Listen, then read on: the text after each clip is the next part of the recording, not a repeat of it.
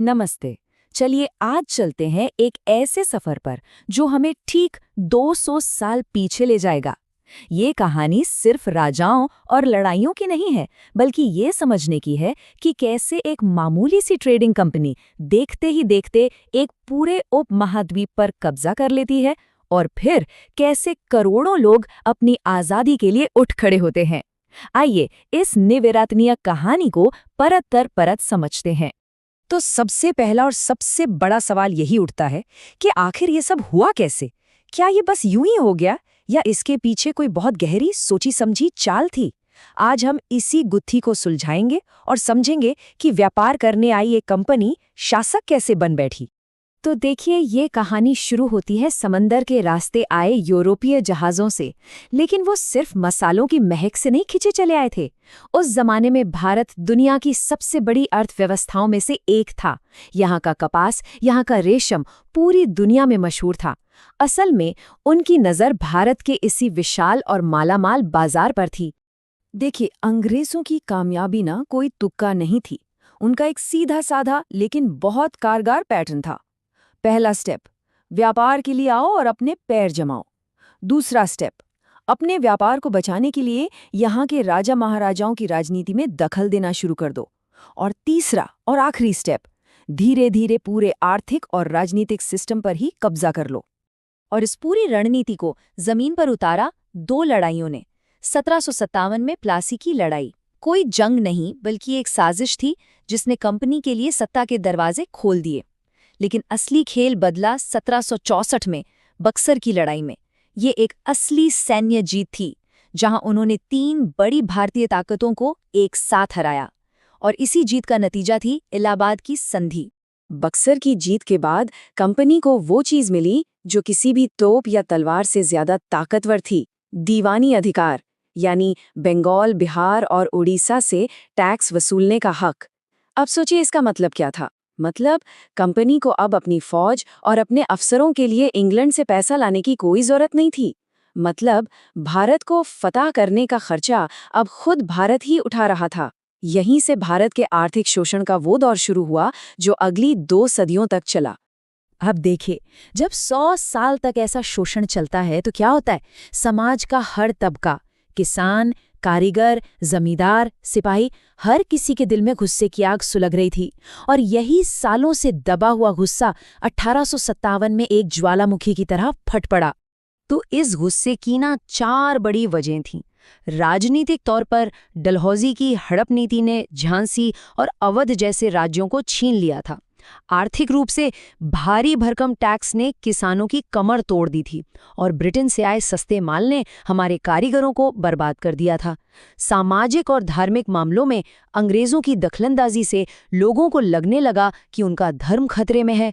और तो और फौज में भारतीय सिपाहियों के साथ भेदभाव और कम तनख्वाह भी इस आग को हवा दे रही थी। अब इतने सुलगते हुए माहौल को, जिसे हम बारूद का ढेर कह सकते हैं, बस एक चिंगारी की जरूरत थी। और वो चिंगारी बनी एक नई राइफल, एनफील्ड राइफल। अफवाह ये फैली कि इसके कारतूसों पर गाय और सूअर की चर्बी लगी है और इन्हें चलाने से पहले मुंह से खोलना पड़ता था। ये हिंदू और मुसलमान दोनों सिपाहियों के धर्म पर सीधा हमला था।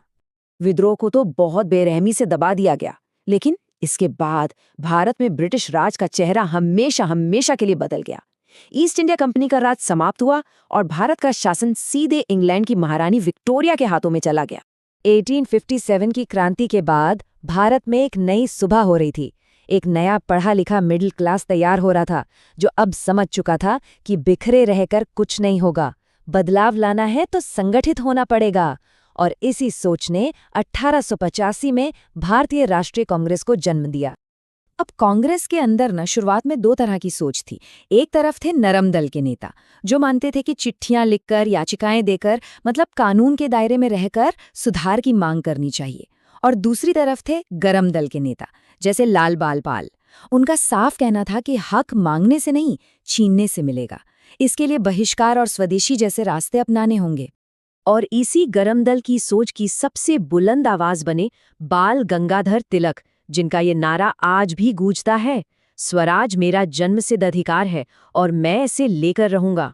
अब बात सिर्फ सुधारों की नहीं थी, अब मांग थी पूर्ण स्वराज की, अपने राज की। राष्ट्रवाद की इस बढ़ती आग में घी डालने का काम किया 1905 में लॉर्ड कर्जन ने, जब उसने बंगाल के विभाजन का फैसला किया।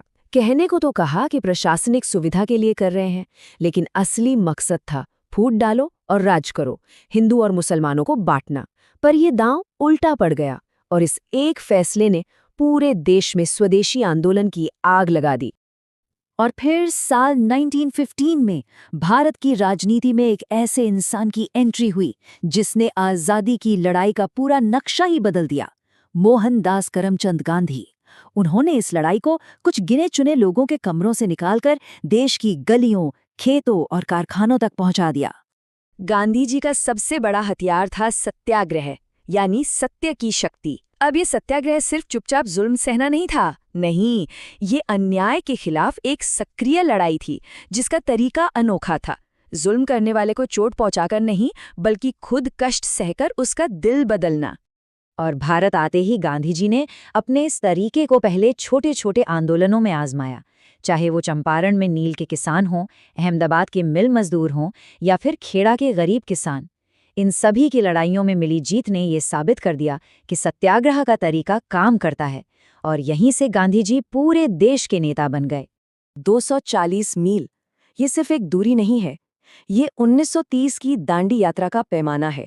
सोचिए, एक 61 साल का इंसान सिर्फ एक लाठी के सहारे नमक जैसी मामूली सी चीज को अंग्रेजी हुकूमत के खिलाफ आज़ादी का सबसे बड़ा प्रतीक बना देता है। इस एक यात्रा ने पूरी दुनिया में ब्रिटिश राज की नींव हिलाकर रख दी थी।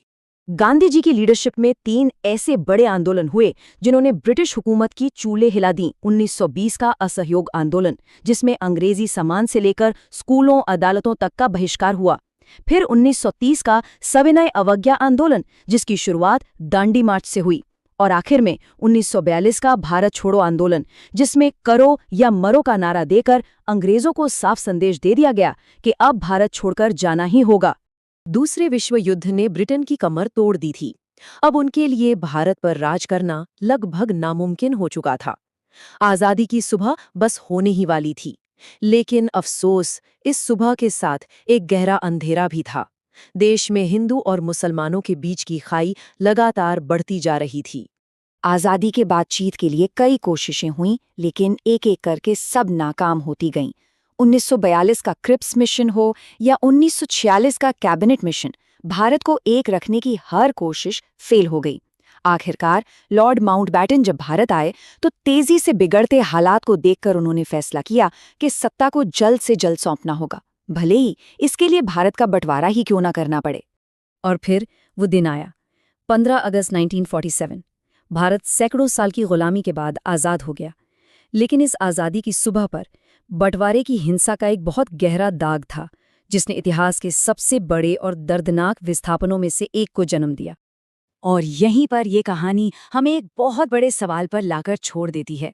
1947 में हमें आज़ादी तो मिली, लेकिन अपनी एकता की कीमत पर। तो क्या इसे एक पूरी जीत माना जाए, या ये उस 200 साल लंबे साम्राज्य की वसूली गई आखिरी कीमत थी? ये एक ऐसा सवाल है जिसका जवाब इतिहास आज भी तलाश रहा है।